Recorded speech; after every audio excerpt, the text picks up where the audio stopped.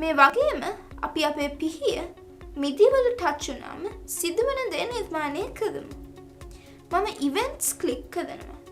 දැන් when touches block එක මේ විදිහට drag කරනවා. දැන් පළවෙනි ඊතලේ ක්ලික් කරලා පිහිය තේරුවා. දෙවෙනි ඊතලේ ක්ලික් කරලා මිදි තේරුවා. දැන් මම world ක්ලික් කරා. දැන් play sound block එක මේ විදිහට drag කරන්න.